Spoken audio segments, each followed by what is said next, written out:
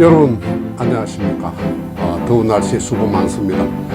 변방나그네 윤석열 유세단의 호랑이 팀장이고, 지금은 그냥 권리당원으로 한 달에 2,000원 냅니까 1,000원 냅니까 권리당원으로 있는 이름 없는 당원일 뿐입니다. 여러분 수고 많으셨죠. 오늘까지 오셨는데 정말 고생 많이 하셨습니다. 저도 수고 많이 했고요. 여러분 이제 전당대회가 막바지로 접어들었습니다. 여러분 결정하셨습니까? 저는 결정을 했다고 아래 방송에 해서 뭐 호평도 많이 받고 이렇게 했습니다. 유튜브들도 또 사랑하는 유튜브들도 생각이 바뀝니다. 조금 제가 생각하는, 건전하게 생각하는 송국건의 혼설이라든지 최병묵의 팩트라든지 어벤져스 이현종 서정욱 TV 이런 데는 좀 전향적인 방송인 것 같고, 우파 중에서도 신의 한수라든지 정광훈 목사라든지 뭐 일봉교 TV라든지 뭐 강신업이라든지 이런 사람들은 자꾸 또 뭐 거기에 얼치기 외곽에 떨어져 있는 심평 변호사라든지 이런 자들이 선무당 노릇을 많이 하고 있고요.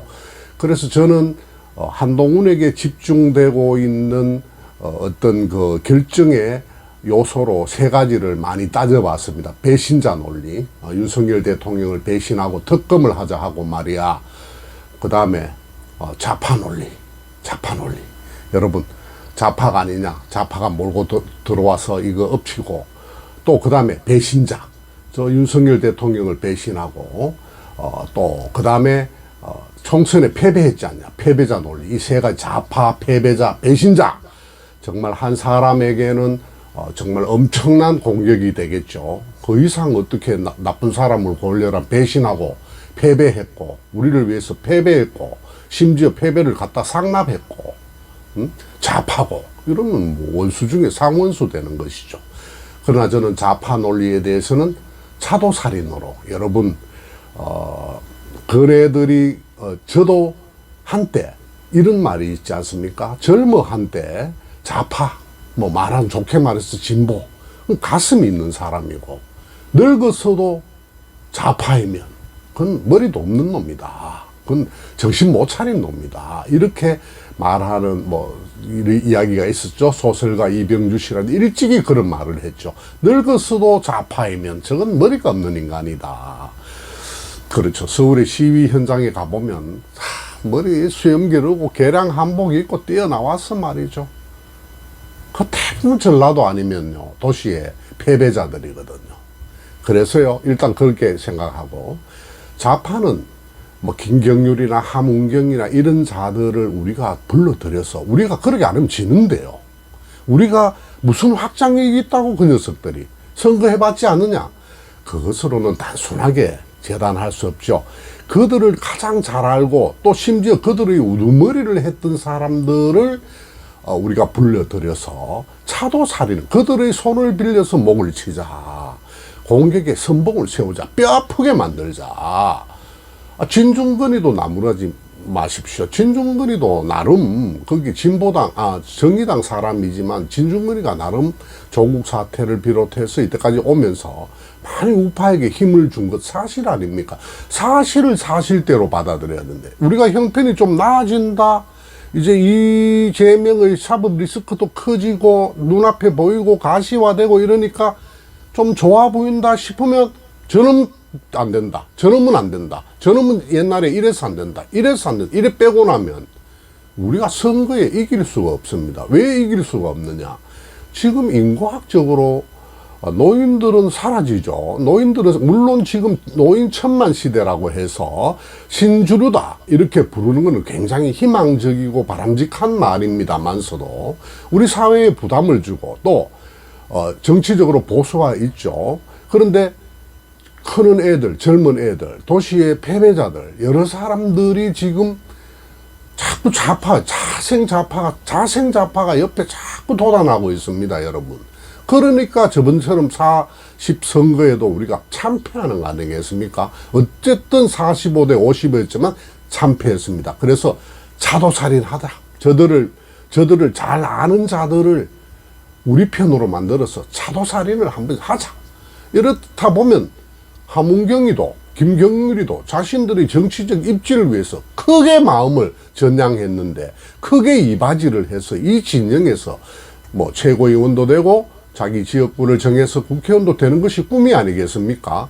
잘하리라고 생각해서 그들이 들어와서 당을 좌파화한다? 이렇게 생각하지 않습니다. 가장 큰 명제는 윤 대통령과 누가 당대표가 되더라도 윤 대통령과 한 몸이 되지 않으면 공멸한다.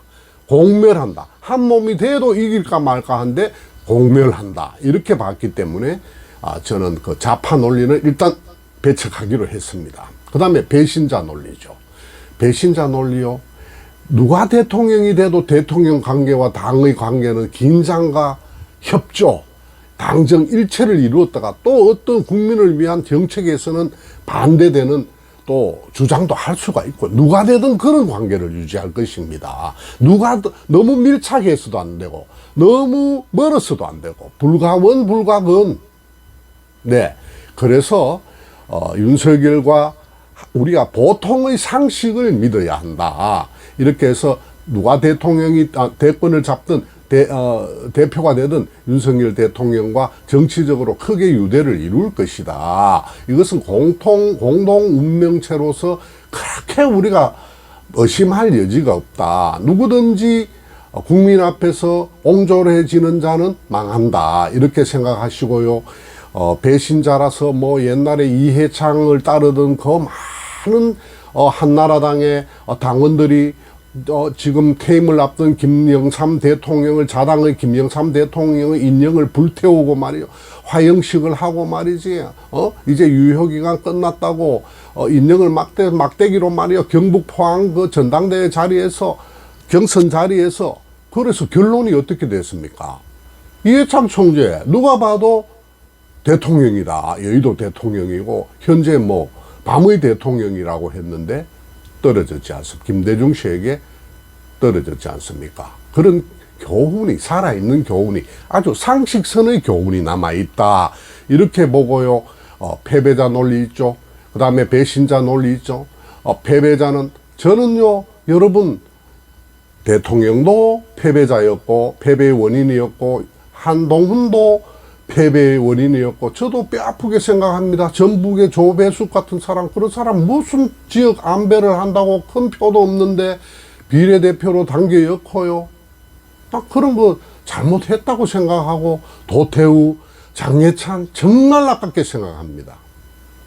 여러분 지금 SNS 상에서나 막 반대하는 사람 공격하는 SNS 농객들, SNS 크리에이터들, 페이스북의 패친들 너무 그렇게 하는 건 아니라고 저는 생각합니다. 다 우리 동지들 아닙니까? 지금의 당대표 후보들만큼 멋쟁이 젠틀맨들이 나온 적이 있었습니까, 여러분? 다 우리 당의 자산 아니겠습니까? 이렇게 해서 좌파, 배신자 논리, 배격을 해야 합니다. 그리고 패배자 논리.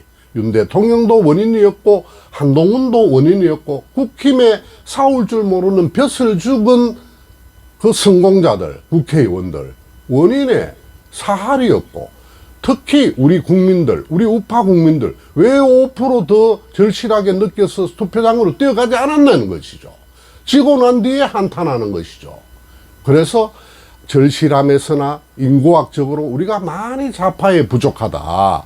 이렇게 봤을 때 우리가 마이너스 뺄셈 정치를 할 것이 아니라 자꾸 더셈 정치를 해서 그네들이 우리의 좋다 안에 있지 저희들이 나가서 개망나니처럼 뛸 수가 없습니다. 죽음인데요. 제2의 이준석 저는 한동훈이 그렇게 되리라고는 생각하지 않습니다. 혹이 암이 되지 않습니다. 우리가 혹 보고 놀랐는데요.